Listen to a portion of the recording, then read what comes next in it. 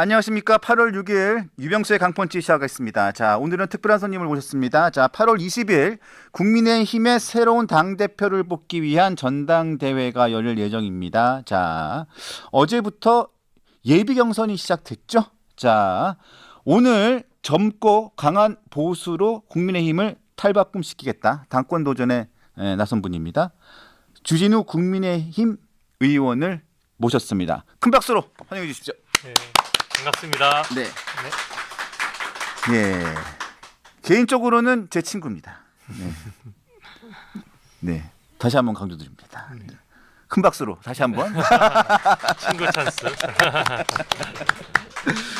자, 제가 휴가를 안 갔다면, 자, 지난주에 모셨을 텐데, 자, 하필이면 휴가라서. 네, 제 선거 전략에 큰 지장을 받았습니다. 자, 출마 결심 한번 듣겠습니다. 네. 네. 근데 저희가 분위기 반전이 좀 필요하지 않습니까? 저는 그렇게 좀 저 말고 더 훌륭한 분이 분위기 반전을 좀 해주시기를 바랬는데 지금 나온 분들로는 분위기 반전은 좀 쉽지 않다고 봅니다. 네네. 또 김문수 장동혁 후보님 같은 경우에는 지난 대선에 한번 사실상 실패를 했잖아요. 그렇죠. 근데 그때보다 더 이제 우클릭했다는 평가를 받고 있고 그렇게 해서는 이제 다음 선거에서 그 정치 지형을 가지고 과연 승리할 수 있겠느냐 하는 점이 제가 좀 진심으로 우려가 됐고요.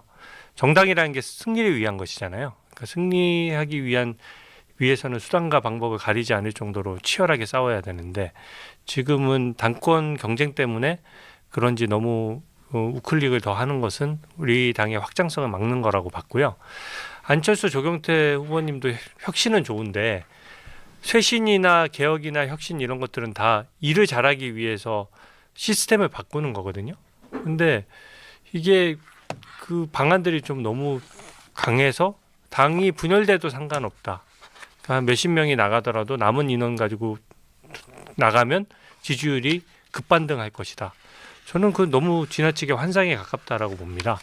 우리 당의 주인은 당원들이거든요. 국회의원 몇몇에서 결정해서 뭔가 당을 쪼갤 수 있는 권리도 없고 당을 쪼개서는 개헌 저지선을 내주게 되면서 결국 아무리 훌륭한 보수의 지도자가 혜성같이 나타나도 이제는 헌법이 민주당 일방적으로 개정되면 우리가 이길 수 없는 운동장이 돼버리는 거거든요. 네, 네, 네. 그래서 저는 그 부분을 저처럼 생각하시는 분들이 저는 많다고 생각해요. 제 주변은 다 저처럼 생각하거든요. 근데 그래서 그 생각을 대변하기 위해서 제가 당대표 후보로 나왔습니다. 자, 이 지역도 다녀보고 여러 당원들의 이야기를 들어보면 지금 당에서 가장 그 당원들에게 가장 큰 이렇게 문제점이 뭐냐고 물어보면 이 패배주의. 네. 아, 잘 될까? 아, 지금 국민의힘으로 지금 당대표가 새로 뽑힌다고 한들 지금 내년 지방선거부터 당장 지금 당의 운영이라든가 지방선거 잘 될 수 있을까? 당대표가 새로 뽑힌다고 해가지고 당의 지금 지지율이 굉장히 추락해 있는데 이거 잘 극복해낼 수 있을까? 잘 될 수 있을까? 이런 지금 패배주의를 이렇게가 많은 것 같아요. 네. 이런 것들을 극복해낼 수 있는 방안이 있다면 어떤 걸 가지고 계세요? 당원들이 사실은 우리 국민의힘에 대해서 굉장히 이제 화가 나실만 해요. 네. 예, 그리고 그동안 일을 잘 못했다라고 저도 생각합니다. 근데 지금 뭐 비상계엄부터 탄핵 인용 또 대선 패배에 이르기까지 트리플 악재를 맞은 거잖아요. 그렇죠. 이런 경우는 사실은 정당사에서도 드물 정도로 굉장한 정당의 위기입니다. 제가 위기의식이 저는 제일 강하다고 생각하거든요. 이럴 때는 드라마틱하게 한 수 두 수를 둬서 반전하겠다. 이런 거는 환상입니다. 저는 일할 수 있는 구조부터 짜고 네. 이 일을 해나가면서 서서히 이제 지지율을 회복해 나가야 되니까 실력 있는 야당이 필요하다라고 실력 있는 야당. 예, 있는 야당이 필요하다라고 생각하고요. 그냥 지금처럼 뭐 서로 싸우는 모습만 보여줘서는 또 싸우네. 누가 옳고 그른지가 관심이 없으세요. 찬탄 반탄 국민들은 관심 없습니다. 솔직히.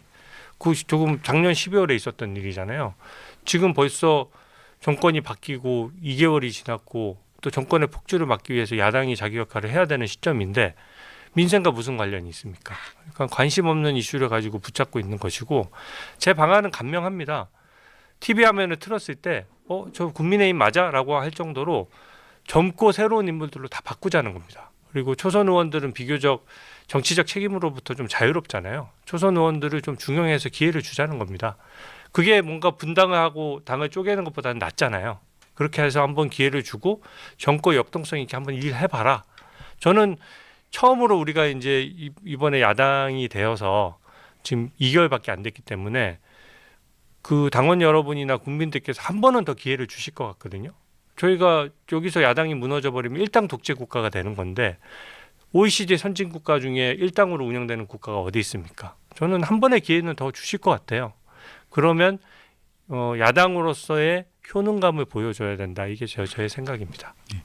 그리고 또 여러분들한테 얘기를 들어보면 지금 나와 전당대회에 출마하신 분들이나 최고위원회 출마하신 분들 다 뭐 실력이 있고 능력이 있는 분들이라는 평가도 있습니다만 최근에 이재명 대통령이 그 취임한 이후에 여러 가지 인사청문회도 있었고 여러 가지 일들이 있었잖아요. 실력을 보여준 후보가 있었느냐?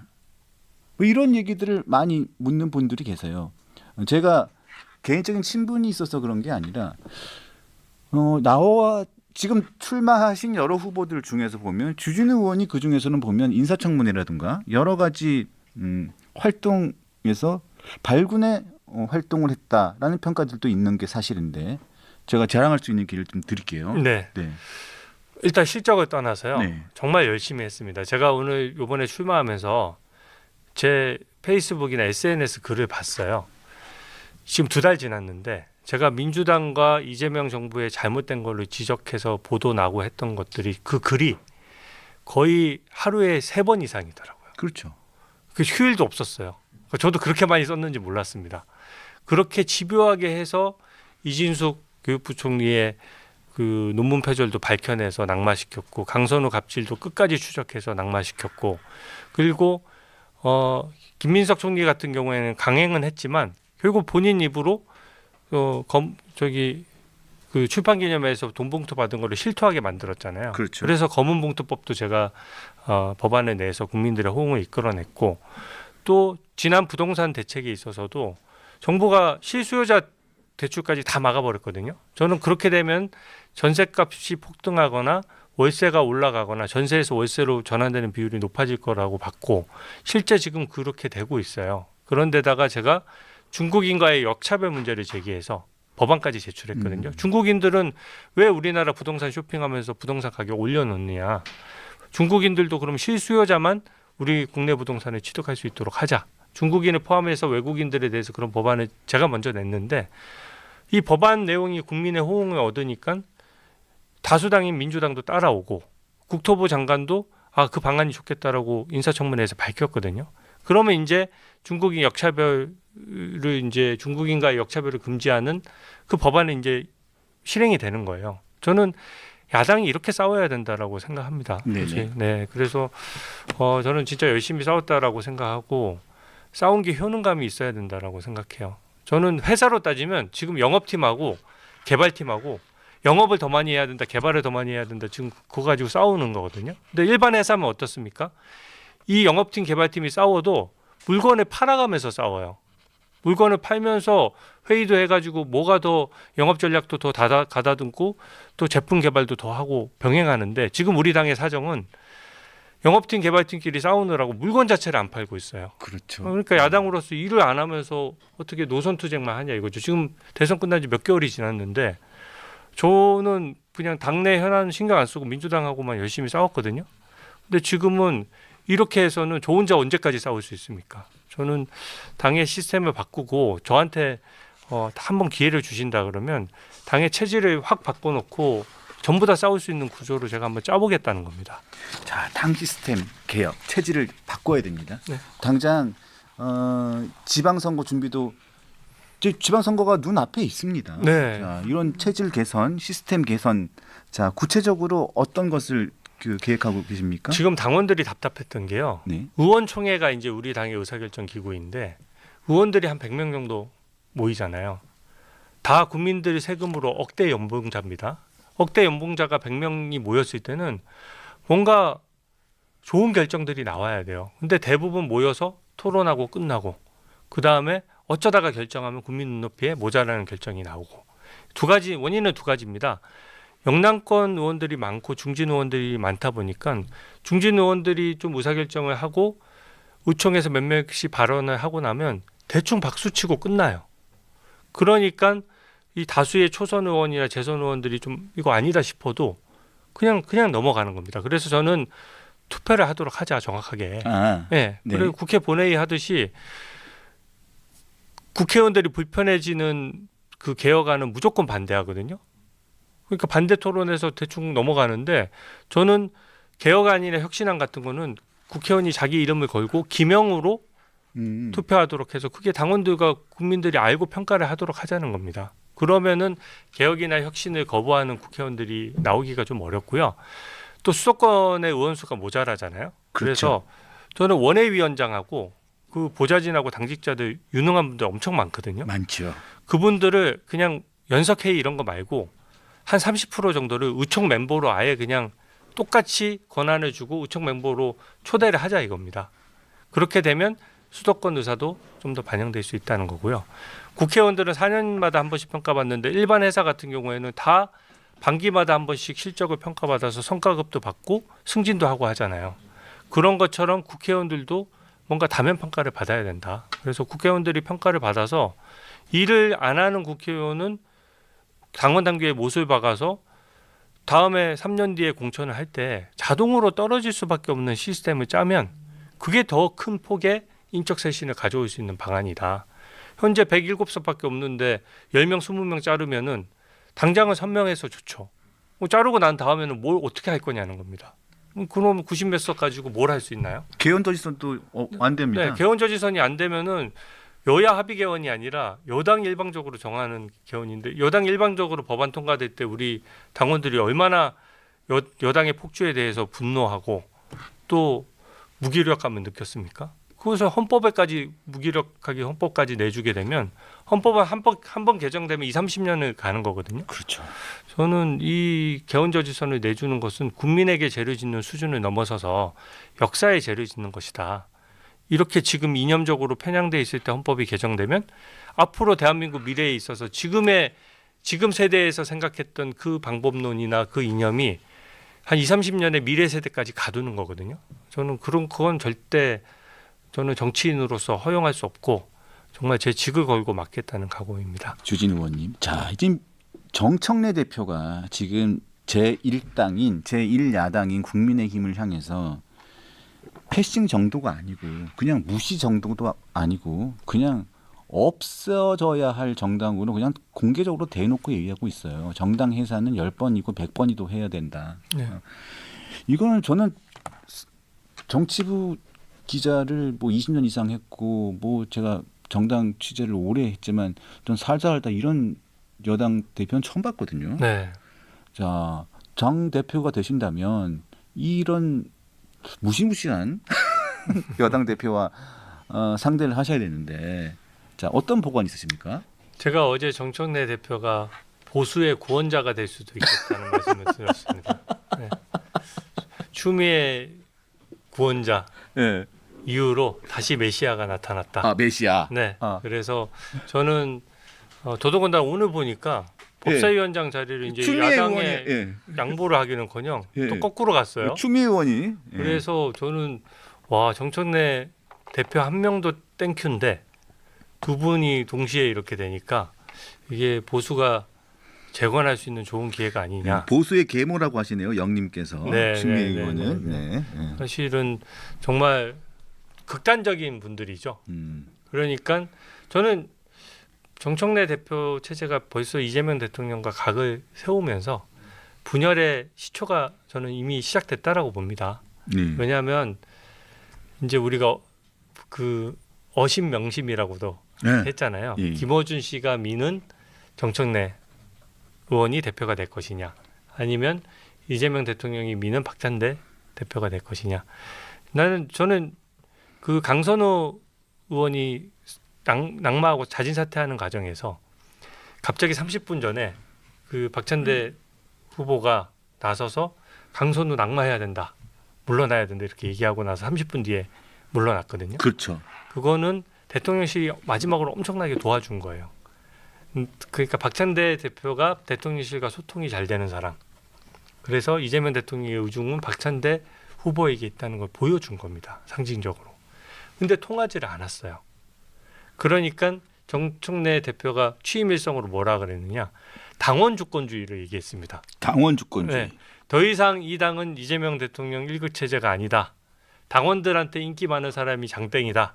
내가 당원들 인기가 더 많으니까 내 마음대로 할 거다라고 얘기했고, 정당 해산 심판도 사실은 대통령의 권한이거든요. 그렇죠. 대통령이 국회를 견제하는 권한인데 당 대표가 국회에 있는 당 대표는 권한도 아닌데 법을 바꿔서 내가 정당 해산을 하겠다라고 얘기를 합니다. 자기가 대통령인지 알고 있는 것 같아요. 대통령 위에 있는 거죠. 네. 그러니까 대통령실에서 굉장히 불편해할 만한 내용이에요. 기분 나빠요. 기분 나쁘죠. 자기 권한을 먼저 가로채서 그냥 이재명 대통령이 고민하다가 꺼내 들어도 되는 카드인데 네. 자기가 뭐. 네, 그 개딸들 바라보고 저요, 제가 할게요 이거잖아요. 네. 그리고 되게 오만한 얘기도 했어요. 이재명 대통령 입장에서 엄청 기분 나쁜 얘기인데, 그냥 이재명 대통령이 나는 정당 해산을 엄청나게 강하게 추진하고 이재명 대통령이 말리면 그때 가서 생각해 볼게요. 미리 상의하겠다는 게 아니에요. 진짜 황당하지 않아요? 네. 그러니까 이재명 대통령 입장에서는 입지가 좁아진 겁니다. 그러니까요. 정당 해산 카드를 안 꺼내들자니 개딸들한테 인기가 떨어지고. 종속도 위치가 돼버렸어요. 네.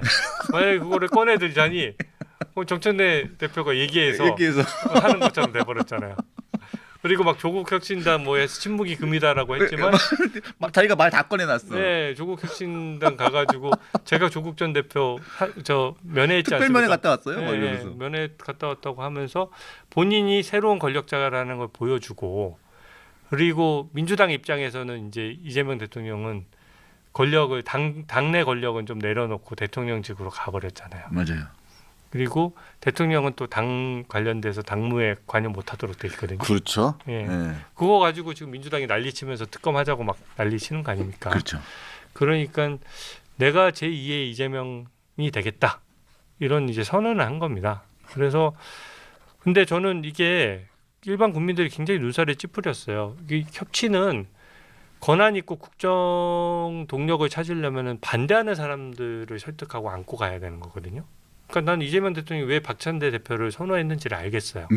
이 사태를 정확히 들여다본 거죠. 그렇죠. 정청래 대표가 되면 이런 일이 일어날 걸 우려한 것이고. 그리고 기분 나쁘잖아요, 솔직히. 네. 인간으로서도. 네, 그리고 뭐 이런 말도 했어요. 내가 대장인데. 그런 것도 있고, 국민의힘을 상대로 인간이어야 악수를 하죠, 이런 모욕적인 말을 했는데 국민의힘 의원으로서 기분이 나쁜 것이 아니라 이거는 국민의힘을 지지하는 모든 국민들을 완전히 깔아뭉개는 얘기거든요. 아, 그럼요. 그리고 이재명 대통령이 과반을 차지하지 못했잖아요.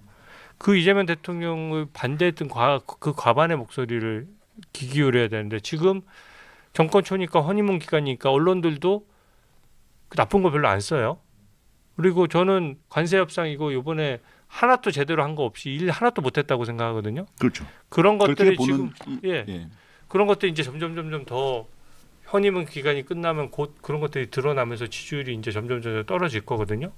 그러니까 지금 지지율 믿고 막 저렇게 하는 게 나중에 잔상처럼 국민의 머릿속에 남아서 결국은 지지율 하락을 가속화하는 원인이 될 것이다. 저는 그렇게 보고요. 땡큐 정청래라고 얘기하고 싶습니다. 다시 한번 말씀드리지만 정청래 대표님, 저를 자동차로 치일 뻔하고 도망가셨던, 그리고 운전기사분에게 대리 사과를 시켰던 부분 잊지 않고 있습니다. 늦지 않는 시간에 제게 직접 사과를 해주시기 바랍니다.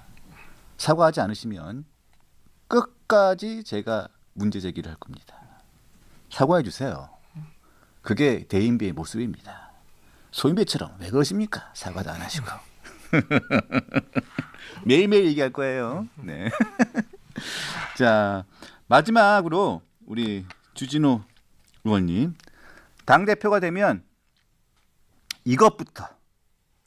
꼭 이것부터 하겠다. 저는 이제 찬탄 반탄 논란은 지나갔는데 그래도 당의 기강은 있어야 된다라고 생각합니다. 그러니까 당 지도부가 민주적 정당성을 취득하면 혁신이나 개혁은 사실 그 상대방의 희생을 요구하기 때문에 뭔가 손에 피를 묻히는 일이잖아요. 쉽게 얘기하면. 그렇게 개혁을 세게 할수록 사실 욕을 얻어먹는 일이거든요. 그 구성원들 사이에서는. 저는 민주적 정당성을 취득한 당 지도부가 자기 이름을 걸고 책임지고 개혁을 하고 거기에 대해서 평가를 받고 그게 모자라고 하면은 거기에 대해서 정치적 책임을 지는 것이 저는 책임 정치라고 생각하거든요. 그래서 저는 당 대표가 되면은 개혁이나 혁신은 직접 챙기겠다는 말씀을 드리고요. 저는 다수가 소수를 좀 더 배려해야 된다라고 봅니다. 이때까지는 다수의 의견대로 다 따라왔는데 결국 결과적으로 좀 좋지 못했잖아요. 이제는 저는 개헌저지선을 위협하지 않는 이상 수도권 민심을 조금 더 살펴서 확장성 있게 나아가 보자. 우리 어차피 지금 많은 걸 이뤘잖아요. 그래서 이걸 되찾아 올라오면은 선거에서 승리하는 방법밖에 없거든요. 오로지 선거 승리를 위해서 이 악물고 소수도 배려해서 지금 집권 여당이 거대 여당으로서 폭주하는데 야당으로서 저희가 주장하는 게 그거잖아요. 소수의 목소리도 귀를 기울여라. 그럼 우리 당 내에서도 소수의 목소리에 좀 더 기울이는데 다만 개헌저지선은 반드시 지켜야 된다. 이 점은 말씀드리고요. 마지막으로 제가 지금 개헌저지선 때문에 인적 쇄신안을 세게 얘기하지 않고 시스템 쇄신안을 얘기하지만 당 대표가 된 이후 당의 지침을 정하고 방침을 정했을 때는 당의 기강과 영이 서야 됩니다. 딱 처음에 만약에 당의 기강을 흐트러뜨리는 일이 있다면 저는 일벌백계 해서 당의 기강을 확실하게 잡을 거거든요. 그렇게 해서 당의 기강을 확실하게 잡은 다음에 어떤 국민을 위해서 일을 열심히 해 나가면 상대가 또 정청래 추미애지 않습니까? 네. 저희에게 기회가 있습니다. 저는 벌써 실망하는 것하고 손을 놔버리는 것은 저는 그 대한민국 역사에 대한 책임감을 방기하는 것이고 또 지나친 패배주의라고 저도 생각하거든요. 다시 힘을 내면은 아니 제가 정청래 대표가 법사위원장으로서 자기가 발언권을 다 독점해서 그렇지 제가 같은 계급장 달고 붙으면은 저는 너끈히 이길 수 있다라고 생각합니다. 그리고 전한길 강사의 입당 관련해 가지고 지금 이 이견들이 있어요. 네. 그 부분에 대해서는 어떻게? 저는 입장이 강명해요. 네. 일반 국민들은 그 사상 검열을 하면 안 됩니다. 네. 이게 지금 뭐 예를 들어서 어떤 주장을 강하게 하셔도 그냥 함부로 구구몰이를 하면 안 돼요. 민주당이 민주파출소 만들어서 일반 국민들 고발하는 거 저 단호히 반대하고 앞장서서 막아왔습니다. 근데 일반 국민들은 민주당이 폭주하고 탄핵 남발하고 특검 남발하고 이랬고 본인들은 재판 안 받고 법치주의 어기고 내로남불하고 이런 것에 분노하는 거거든요.